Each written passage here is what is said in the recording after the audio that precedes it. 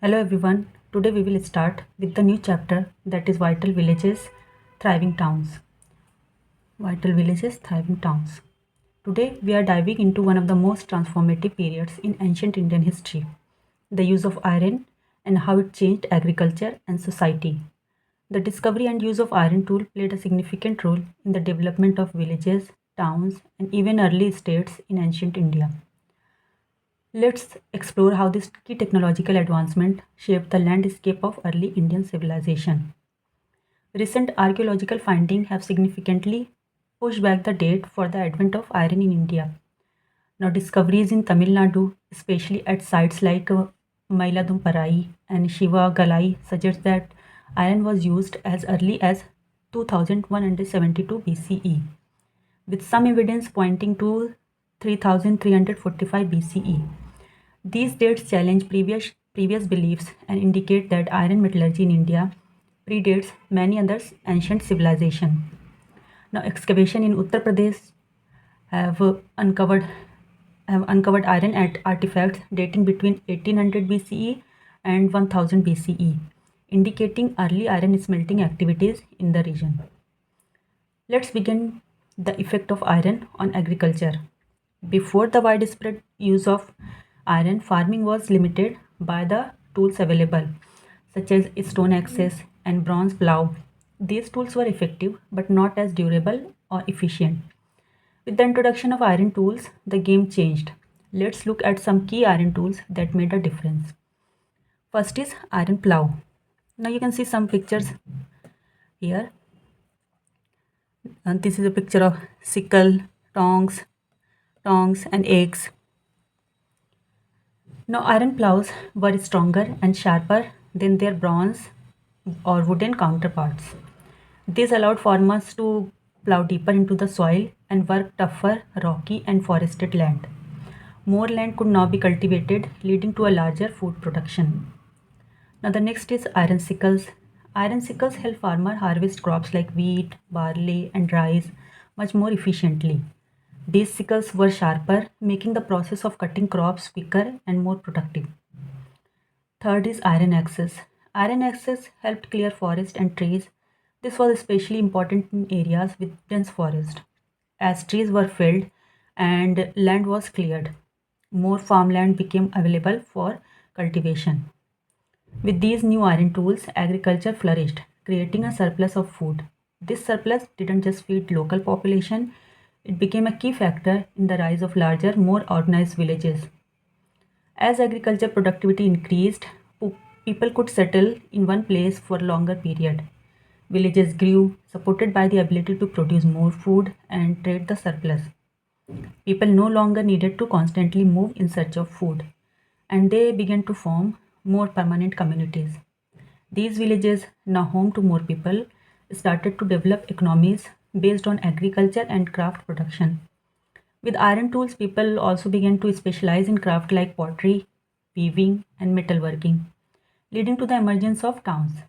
Example of these early towns include Patliputra, which is modern day Patna, and Rajgir in Bihar, which were prominent centers of trade and administration. The agriculture surplus combined with the rise of iron tools contributed to the development of trade network. But iron tools themselves became important trade commodities, with regions rich in iron ore such as part of South India, particularly around Tamil Nadu and the Gangetic Plains, becoming major hubs of iron production. Iron was also vital in the production of goods like weapons, agriculture tools, and artifacts, which were traded across regions. This resulted in the growth of urban settlement and the spread of material culture. The Mahajanpadas, which is large state or kingdoms that emerged in the 6th century BCE, such as Magad, Kosala, and Vajji, were not only centers of political power, but they also played a key role in regional trade network.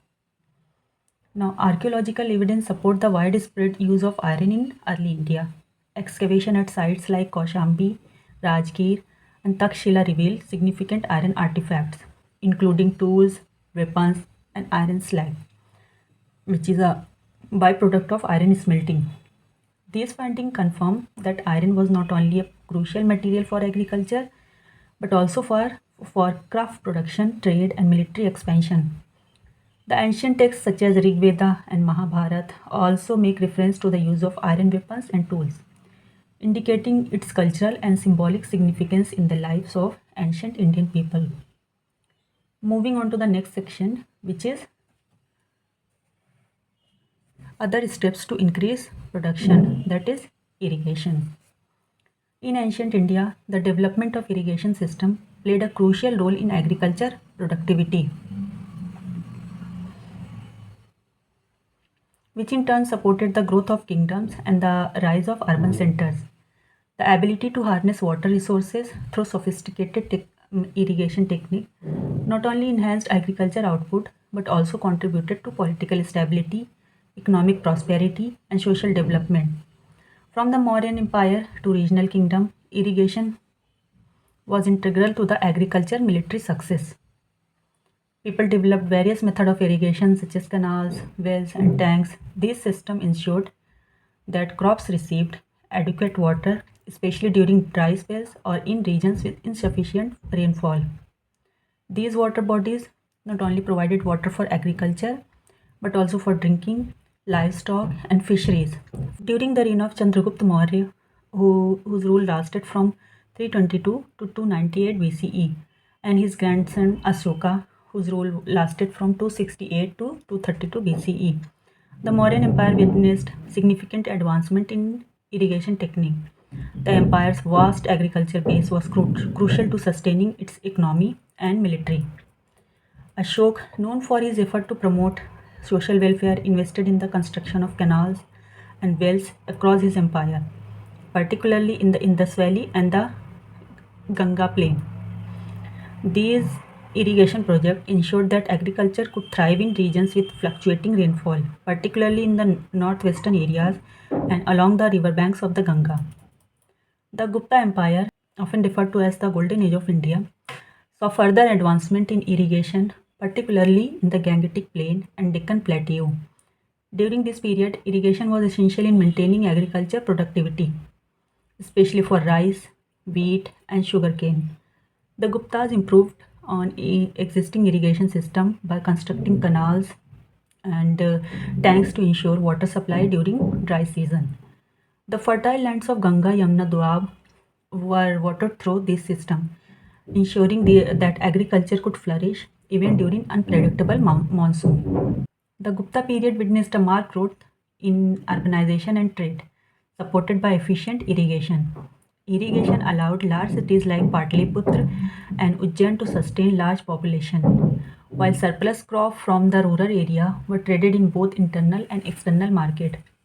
This agriculture surplus contributed to the development of a robust economy and the rise of artisanal production. The Chola dynasty, particularly during the reign of Raja Chola I, whose rule lasted from 985 to 1014 CE, and Rajendra Chola I, is perhaps the best example of how advanced irrigation system played a vital role in the prosperity of kingdom. The Kalanai dam built by Karikala Chola in the 2nd century BCE is considered one of the oldest water diversion structure still in operation. This massive dam was built across the Kaveri River and was designed to irrigate the fertile delta region of Tamil Nadu. The Cholas expanded this system to create a network of canals and reservoirs that could efficiently irrigate large part of the kingdom. The kingdom is in the Deccan Plateau, such as Vijayanagar Empire, also focused on water conservation and irrigation. The Vijayanagar rulers built extensive canal and reservoir to support their agriculture economy. These irrigation systems were crucial for the cultivation of rice, sugarcane, and cotton, contributing to the region's prosperity and the empire's military strength. In the arid region of Rajasthan and Gujarat, the rulers constructed step wells known as baulis and the tanks to ensure water availability. These innovations allowed the kingdom to thrive despite the harsh climate and were critical to supporting both agriculture and urban growth. Having explored the role of iron tools and irrigation, You are now in great position to confidently walk through the exercise on this page.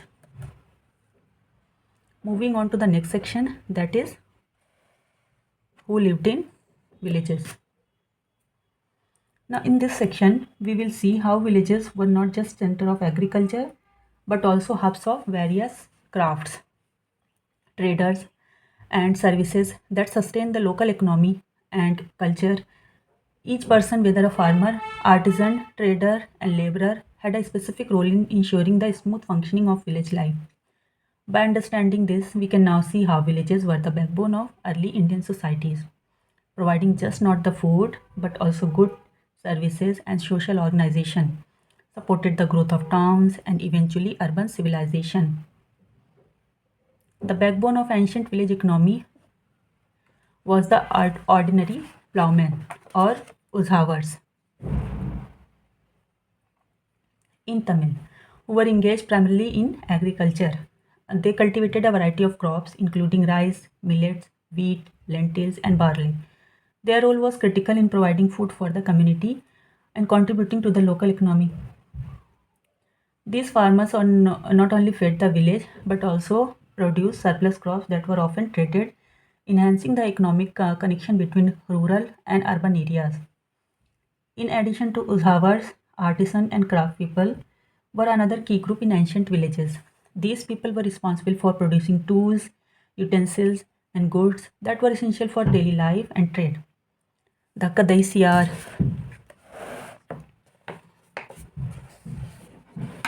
the Kadaisiyar were landless laborers in the social structure of ancient Tamil village. They were primarily engaged in manual labor and skilled work, especially related to weaving of cloth. They did not own land and were often dependent on landowners or wealthier class for their livelihood. The term Adimai refers to servants or subordinate worker in the ancient Indian social system.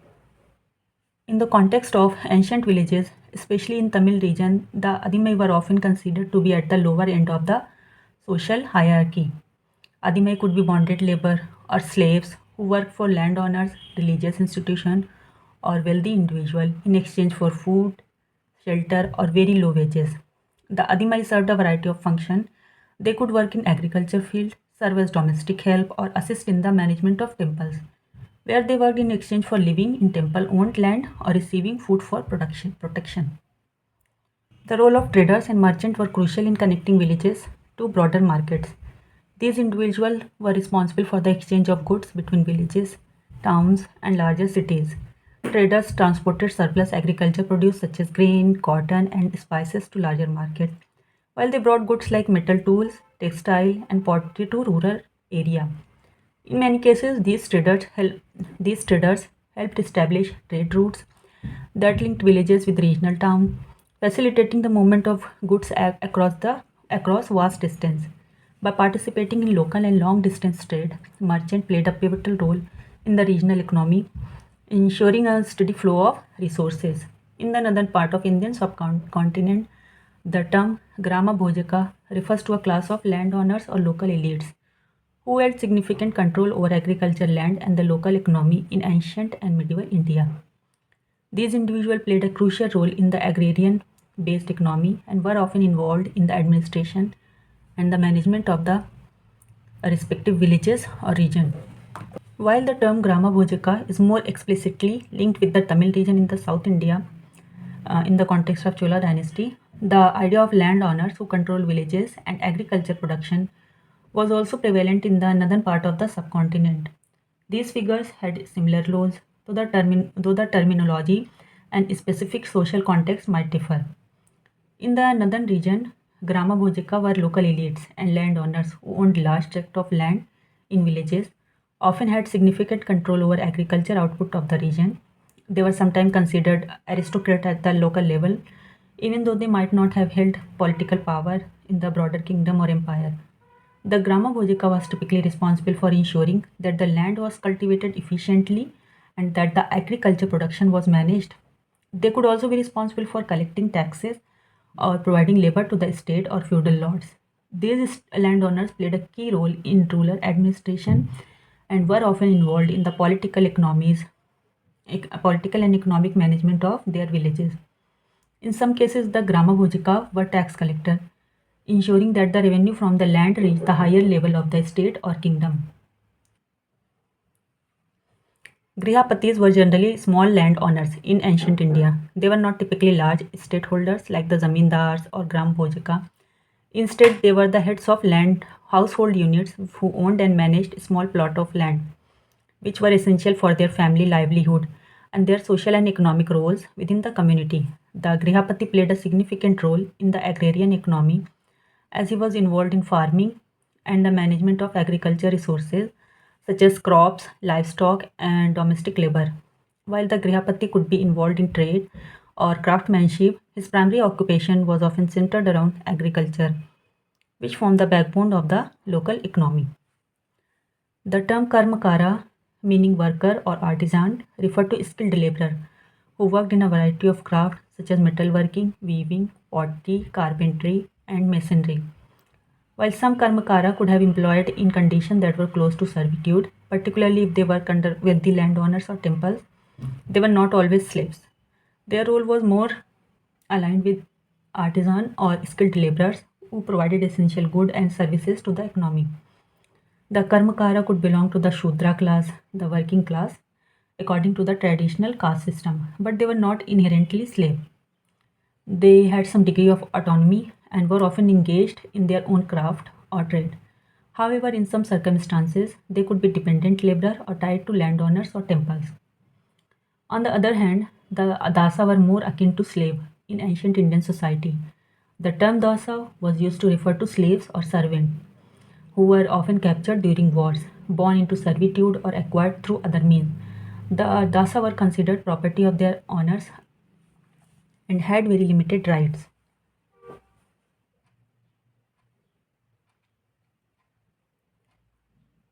Their primary role was to serve their masters working in their homes, on farms, and or in royal courts, and they were subjected to harsh living conditions.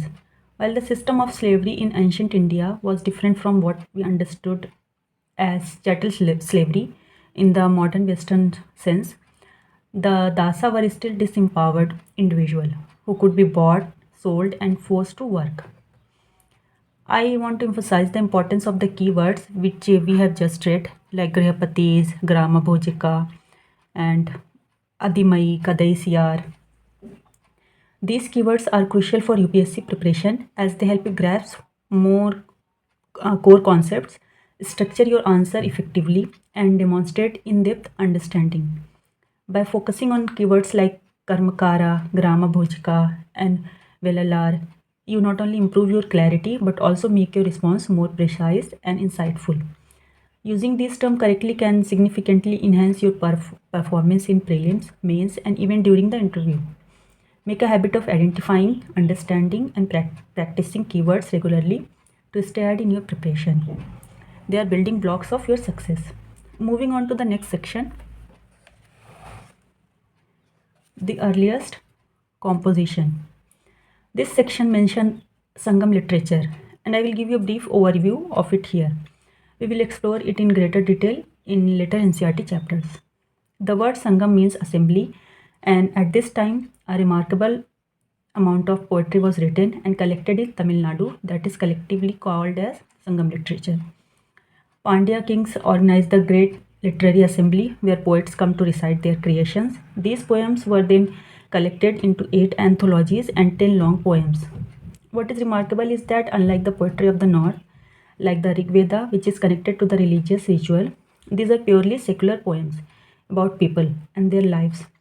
Sangam literature provides insight into the social hierarchy, family structure, role of women, and the position of warriors and merchants. Sangam poets describe landscapes and ecosystems in great detail, often dividing Tamil Nadu into 5 landscapes or Panchbhumi, which is Kurunji, meaning hills, Mullai, meaning forest, Marudham, meaning agriculture land, Nidhal, meaning coastal regions, Palai, meaning desert.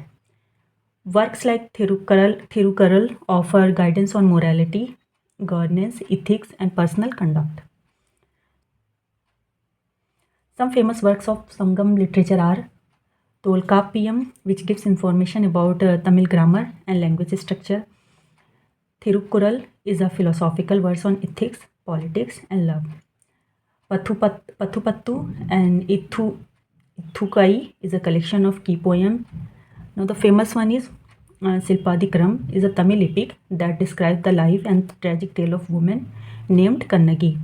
I think you have heard of her. Next section is finding about cities, stories, travelers, sculptures, and archaeology. To learn about ancient Indian cities, scholars rely on variety of sources, both archaeological and literary. These sources provide insight into the urban planning, economy, culture, and social structure of ancient cities in India. You must have heard about Jatak Katha. The Jatak Katha, also known as Jatak tales or Jatakas, refers to a collection of stories about the previous lives of Sakyamuni Buddha, in which he is depicted as the Bodhisattva. Bodhisattva meaning a being who is destined to become a Buddha. These tales are essential part of Buddhist literature and teachings, providing moral lessons and illustrating the virtues that the Bodhisattva cultivated over countless time in his journey towards enlightenment. The Jataka tales depict the role of various social classes such as kings, merchants, Brahmin, and common folk. These stories show how individuals from different strata of society interacted and the responsibility they had toward one another. They often emphasize justice, fairness, and the compassion in leadership, as well as the responsibility of family and community life. There is one story in Jatak Katha called the Wise King. In the story of Wise King, the Buddha, in his previous life as a king, ensured fairness, justice by listening to his people and making wise decisions. This reflects the importance of wise governance in ancient times. The Jatak Katha, through its wide-ranging story, not only provides a moral and spiritual roadmap, but also offers valuable insight into the everyday lives, social norms, cultural values, and spiritual belief of ancient people. These tales were used as educational tool to guide people on how to live righteous life and contribute to society, while also reflecting on the challenges faced by individuals across different social classes and circumstances. The teaching, wrapped in storytelling, transcend time, offering a glimpse into ancient wisdom that remains relevant to this day. Here we find a mention of one story from Jatak Katha called The Clever Poor Man. Read this story and try to answer the given these questions. The story shows that with clever thinking, even the poorest person can improve their situation step by step. Each trade or decision, though small on its own, contribute to an overall positive outcome. The man did not become wealthy overnight. Each decision and trade took time, but over time his effort accumulated to a large success. It teaches that patience and perseverance are key to long-term prosperity. Moving on to the next topic, that let's see how scholars rely on a variety of sources to study history. Now, sculpture from ancient India provide valuable insight into the daily lives, custom, and social structure of people living in both villages and towns. These artistic expressions offer a glimpse of economic activities, social interaction, cultural practices, and even the class distinction that shape the lives of people in rural and urban areas. Through temple reliefs, cave sculptures, and statues, we can infer how people in different settings lived, worked, and interacted within their communities. Sculptures often portray the agrarian lifestyle of villages, emphasizing the importance of farming and animal husbandry as the backbone of ancient Indian economies. These scenes often depict farmers, herders, and landscape that reflect the daily life in rural areas. Some of the Ajanta caves painting and the sculptures depict scenes of villagers working in the field. These portrayals give us insight into agriculture practices like plowing with oxen, harvesting crops, and gathering fruits. Such depictions suggest that farming was a central activity in rural areas. involving hard manual labor, cooperative work, and the use of simple tools and animals. Some reliefs show people engaged in trade and commerce, such as market scenes where people are seen selling goods. These depictions suggest that urban and rural economies were already developing and interconnected. Merchant, traders, and possibly craftsmen are shown, which points to the significance of trade networks that were becoming more prominent in ancient India, especially as towns grew under modern ruler. The Toranas at the Sachi Stupa are some of the most significant examples of ancient Indian art and architecture, and they provide valuable insight into the life, culture, and religious belief of early Indian society, particularly during the Mauryan and post-Mauryan period. Here, picture of the sculpture from Sanchi is shown. Let me show you. This picture is not very clear. I suggest you to search this image online and try to answer the given questions. These archaeological structures have been uncovered in several ancient Indian sites, but their specific role and significance can sometimes be a bit unclear. Let's explore the historical context, uses, and archaeological findings related to the ring wells in ancient India, especially in the post-Harappan and later periods. A ring well is a circular or semicircular structure, typically dug into the ground, often lined with stone, bricks, or other material to reinforce the well's wall. But the key feature of a ring well is its reinforced circular shape. These wells are usually shallow but structurally designed to withstand the test of time. One of the primary functions of the ring wells was for storing water. Water is crucial in any civilization, and ancient Indian societies were no exception.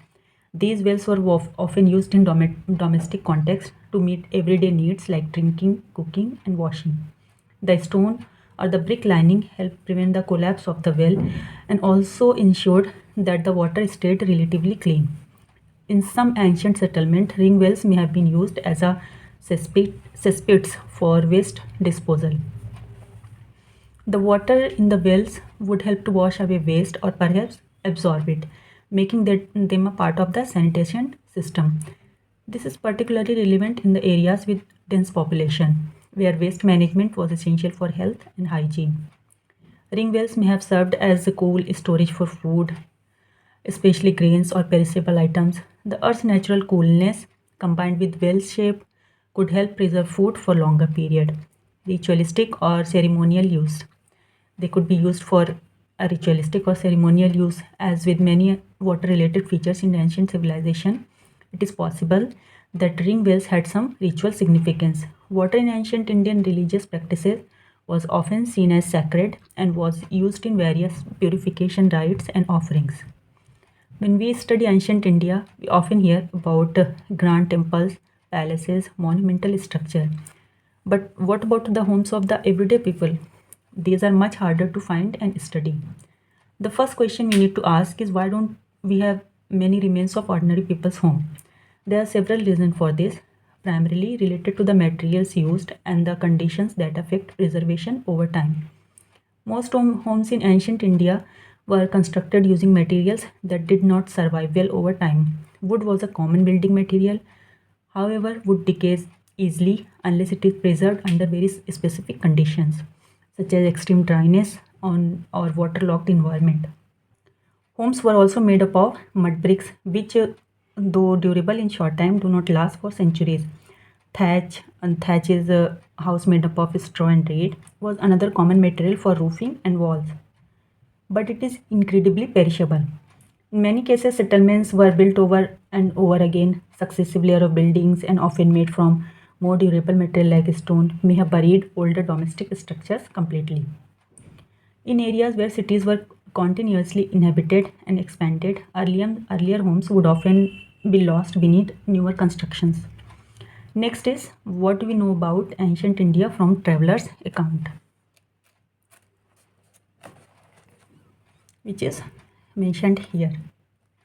Travelers' account provide a multifaceted view of ancient India, offering insight into its social fabric, religions, economy, and political system. These accounts, though sometimes biased or incomplete, are essential for reconstructing the history of India. particularly in areas not extensively covered by Indian sources themselves. Herodotus, Herodotus was the first Greek historian to mention India, focusing on its wealth, elephant in warfare and culture. Huayan, who was a Chinese pilgrim who traveled to India during the Kushan period, he describes Buddhist monasticism and the disciplines of monks and the religious practices in India. He praises the absence of beggars, which indicates the social welfare, and describes the sanctity of monasteries. Al-Biruni, a Persian scholar who traveled during the Ghaznavid Empire in Kitab al-Hind, provides an in-depth analysis of Indian religions, particularly Hinduism and its social practices like the caste system. Ibn Battuta, a Moroccan traveler who visited India during the Delhi Sultanate, describes the court life of the Delhi Sultanate, the diversity of cultures, and the state of Islamic rule in India. Let's explore a key historical port city in ancient India, that is Barigaza. Barigaza was strategically located on the western coast of India, along the Gulf of Khambat. This location made it a key maritime hub for trade. It was well positioned for sea routes connecting India to the Persian Gulf, the Red Sea, and the Roman Empire. The city thus became a bustling port for both international trade and cultural interactions. Goods like spices, textile, precious stones, ivory were shipped out from Barigaza. Indian spices, particularly black pepper, were highly sought after in the Roman world. Barigaza also traded for goods from the Roman Empire, such as wine, olive oil, glassware, and bronze. The presence of Roman coins in archaeological sites confirms the level of trade and the city is important as an international port. The Periplus of the Erythraean Sea, a Greek text from the 1st century CE, also describes Barigaza as an important commercial port, facilitating the exchange of goods between India and the Rome. Today, Bharuch is a small city, but it still carries the legacy of its ancient past as a major trading hub. Coins are not just currency, but they are important historical source that provide insight into the political, economic, cultural, and social aspect of ancient civilization. Let's break down how they help us learn about the past. Coins often bear the name, image, and the symbol of our rulers, providing direct evidence about the political landscape. For example, Mauryan coins feature the wheel of Dharma under the Ashoka, indicating his support for Buddhism. Gupta coins show rulers like Chandragupta I and Samudragupta, and their use of gold coins reflect their power and prosperity. Coins are also crucial for understanding the economy of ancient India. They tell us about the currency system used by different rulers. The Mauryas used a Panchmark coin while the Guptas issued beautiful gold coins. We will read about Panchmark coin in a few moments. Now the material, gold, silver, copper, and the weight of coins reflect the economic stability and the role of trade. Coins like the Kushan gold coins show their involvement in international trade. Coins also reflect social structure and artistic skill. The image on coin tells us about the royalty, gods, and myths people admired. Gupta coins are known for their artistic quality, showcasing advanced minting techniques. Let's see what were the Panchmark coin. The Panchmark coin date back to around 6th century BCE. They were widely used during the Mauryan Empire under rulers like Chandragupta Maurya and Ashoka. These coins were made by punching symbols and marks onto a metal disc. Metal discs were usually made from silver or copper using a metal die or punch. The process involved striking the coin with a hammer to imprint distinct symbols like animals, elephant, bulls, geometric patterns, or even royal insignia. The coins were rough, irregular in shape. Common symbols on coin include animals like elephant and bulls, and geometrical shapes can be sun and moon. Panchmark coins eventually declined with the rise of gold coins in the Gupta period. However, they remain a key source for understanding ancient Indian currency, politics, and economy. Next is cities with many functions. Mathura, an ancient city in the northern state of Uttar Pradesh, holds a pivotal place in Indian history, culture, and religion. Located on the banks of the Yamuna River, it has been a center of political, religious, cultural, and economic significance for thousands of years. In Hindu epic texts like the Mahabharata, Mathura is depicted as the capital of Yadav kingdom and the significant culture political hub. It is the site where Krishna, the hero of the Mahabharata and a divine figure in Hinduism, was born and where major political events in the Yadava dynasty occurred. Mathura became an important political center during the Kushan Empire, particularly under Emperor Kanishk. The Kushan promoted Buddhism as well as trade and commerce, making Mathura political capital in the region. The Kushan period also saw the growth of Mathura as an economic hub. Some of the inscriptions shed light on the development and spirit of both religions. The Mathura inscription mention various Buddhist monks, stupas, and Buddhist monasteries. For example, inscription from the Kushan period refer to donation made by individual to Buddhist stupa and monasteries.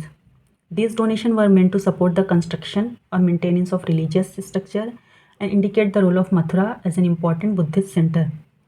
Many inscriptions from Mathura also highlight the dedication of temples, statues, and other offerings to various Hindu deities.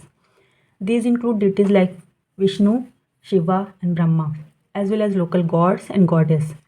Some inscriptions mention kings or donors who provided resources to build or restore temple and other religious structure, reflecting the importance of religious patronage during the time. Vaishnavism, meaning worship of Vishnu, appears frequently in Mathura's inscription, underlining the region's close association with the worship of Lord Krishna, particularly since Mathura is considered his birthplace.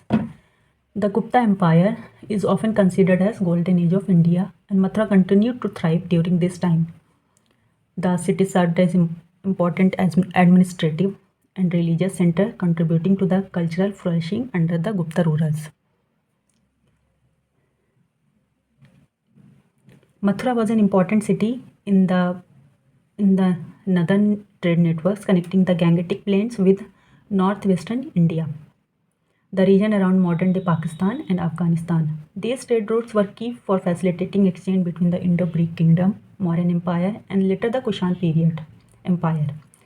During the Kushan period, Mathura became a thriving city due to its proximity to trade routes that linked India with Central Asia, particularly through regions like Bactria, which is modern-day Afghanistan, and Sogdiana, which is modern-day Uzbekistan and Tajikistan. The Kushan rulers played a significant role in connecting India with Central Asia, and their empire spanned region in both northern India and Central Asia. While Mathura itself was not directly on the Silk Road, it was part of the larger trade network that linked India, Central Asia, China via routes passing through regions like Takshila and Bactria.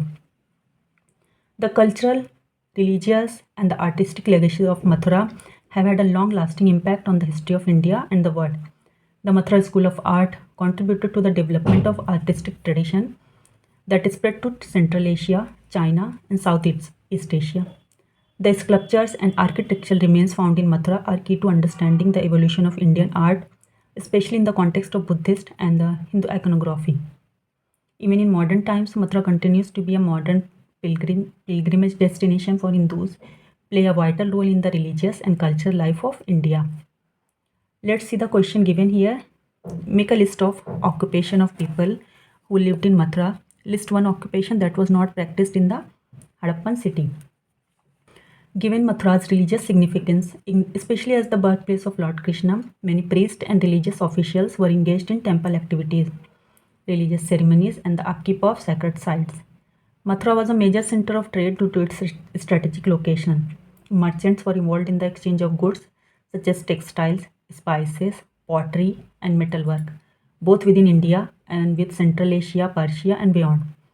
The weaving industry flourished in Mathura. Fine textile, including cotton and silk, were produced. Mathura was known for its fine cloth that was traded in regional market. In addition to traders, there were moneylenders and financiers in Mathura who provided loans and operated financial transactions, particularly linked to the thriving trade network of the region. Mathura was a key center for Buddhism during the Kushan period. Buddhist monks lived in the monasteries and engaged in teaching, copying manuscripts, promoting the spread of Buddhist teaching. Given Mathura's location near the Yamuna River, fishing was a common occupation. Fish were an important part of the diet for locals who also traded in the market. While the Harappan were skilled in pottery, bead making, small scale sculptures such as the famous priest king statue, famous. There is no evidence to suggest that the Harappan had a developed tradition of creating large religious sculptures or icons of gods and deities, as seen in later periods, such as in Mathura during the Kushan and Gupta period. The Harappans had a more functional and practical approach to art and craft, with less emphasis on religious iconography that emerged later in places like Mathura, which became a major center for Hindu and Buddhist sculpture and religious art. Now let's look at the other section, that is craft and craft person. Craftsmanship in metalworking reveals the technological expertise of ancient India. The Indus Valley civilization provides evidence of sophisticated bronze and copper casting. Notable objects such as the dancing girl statue from the Mohenjo-daro, which is a bronze sculpture, reflects a high level of metalworking. The Iron Pillar of Delhi is a prime example of early Indian metallurgical expertise. It is a rust resistant, showing advanced knowledge of material science. The ability to work with metals, including copper, bronze, and iron, demonstrate advanced scientific knowledge in the fields of alloy composition and material properties. This was crucial in the development of tools, weapons, and even monumental architecture. Shrenis were guilds that regulated craftsmanship, trade, in ancient India. They were responsible for quality control, apprenticeship, and the economic regulation.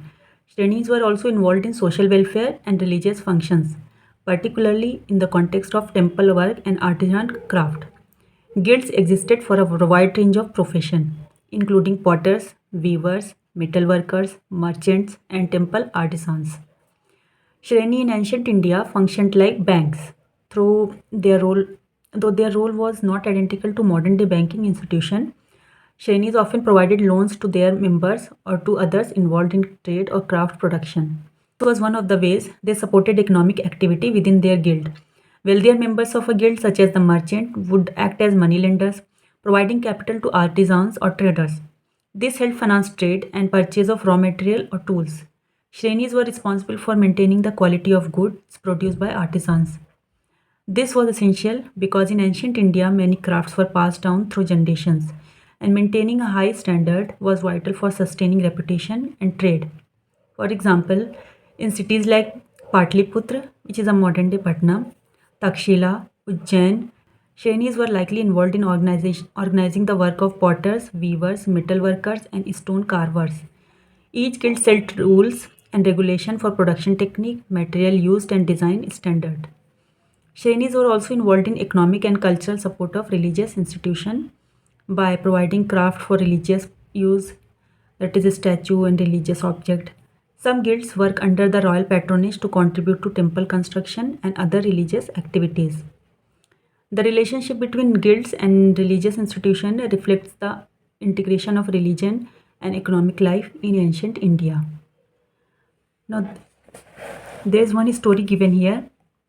Read the given story and try to answer the question. I'm focusing on the second question. Do you think women would have faced any problem while working? Yes, it is likely that women in ancient India, particularly those involved in spinning and weaving, would have faced several problems due to the social, economic, and cultural norms of the time. While these tasks were often seen as part of the domestic sphere and were performed by women in many ancient societies, the conditions under which they work would have been shaped by multiple factors. In many ancient societies, including India, women were often not in control of the money they earned from their labor. While spinning and weaving were crucial to the textile economy, women might have worked under patriarchal system where male family members and or landowners control the profit or the production output. Spinning and weaving are physically demanding tasks that require long hours of continuous labor. The spinning wheel, that is charkha, or the loom are intricate tools that require skill, dexterity. Women, especially in rural and the artisanal settings, would have had to work for long hours, balancing these tasks with other household.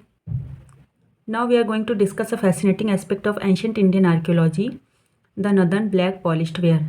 This particular pottery style provides us with invaluable insight into technological advancement, cultural practices, and economic activities of ancient India, especially during the modern period.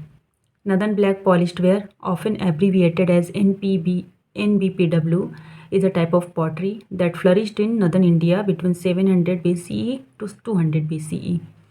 The most striking feature of the NBPW is a smooth, shiny black surface, which is achieved through a process of burnishing, meaning it is a technique where the pottery is polished while still wet, then fired at high temperature. The firing process was key to achieving the glossy finish, which distinguishes NPB and Northern Black Polished Ware from other pottery types. Now, NPBW has been discovered in several important archaeological sites across northern India. Some of the major sites include Takshila, which is modern day Pakistan, Rajghat and Kaushambi, Uttar Pradesh, Patliputra, which is modern day Patna. Now, NPPW represent a technological leap in pottery. The burnishing technique and the high temperature firing show the advanced ceramic technology of the time. The skill required to produce such fine pottery is a testament to the craftsmanship of ancient Indian potters. The Mauryan Empire, uh, which is a circa around 322 to 185 BCE, is most closely associated with the NPPW. This pottery style flourished during the time of Chandragupta Maurya and his successors. It provides us with the clues about the technological capabilities and the economic prosperity and the urbanization during this period. Northern Black Polished Ware is not just a craft, it is a cultural artifact that helps us understand the technological advancement, economic network, and the social custom of ancient India. Its association with the Mauryan Empire and its continued use in later period makes it a key piece of the puzzle in understanding the material culture of ancient India. Moving on to the next topic, which is Arika Medu. Now you can find the location on the page number 105 in the later chapter. It is here in the Bay of Bengal. Now Arika Medu was an important archaeological site in southern India, which provides crucial insight into ancient trade, commerce, and culture exchange between India, Rome, and other parts of the world. Arika Medu's discovery highlights the Indo-Roman trade network, showing how the Indian subcontinent was interconnected with the broader ancient world. Arika Medu is believed to have been a major port and trading center during the 1st century BCE to 2nd century BCE, connected to the Roman Empire, Southeast Asia, and the Indian subcontinent. The monsoon winds played a crucial role in facilitating trade across the Indian Ocean. These predictable seasonal winds made it easier for ships to travel from Rome to India and back. Archaeological evidence showed the presence of Roman coins, Roman pottery, and glassware at the site, indicating a strong connection with Rome.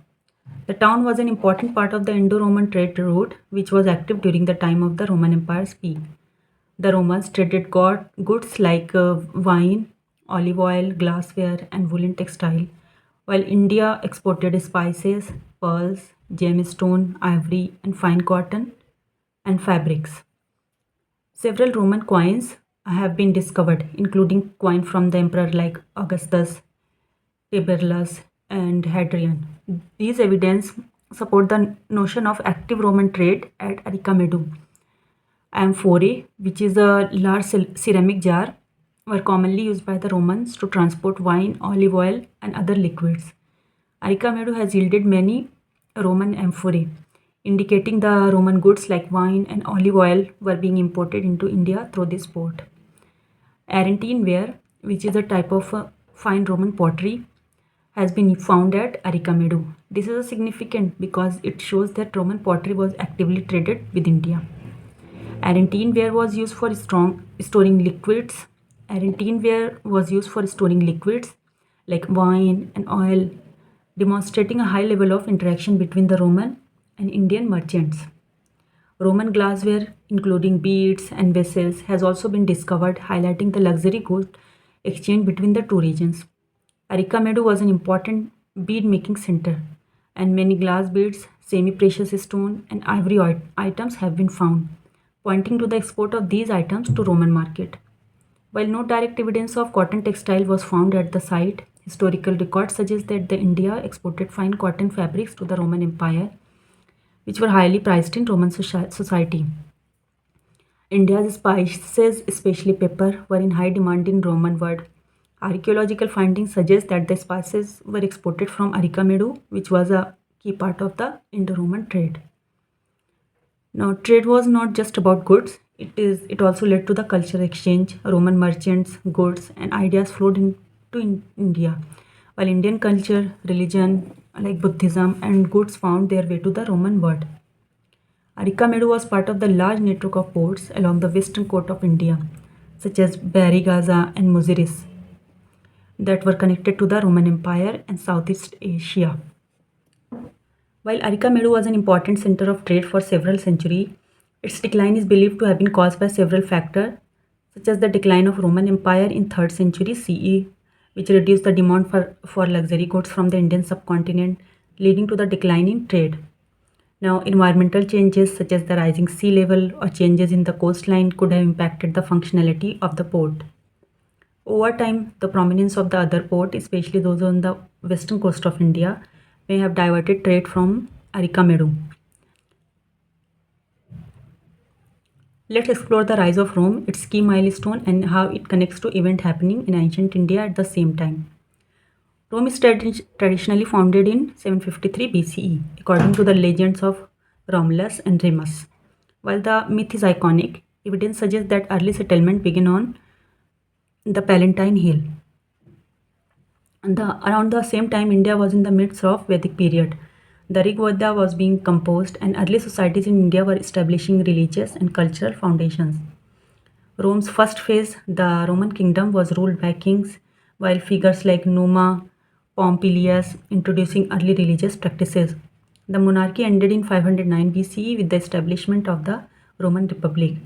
Meanwhile, in India, powerful Mahajanpadas like Magadha were emerging, setting the stage for future empires.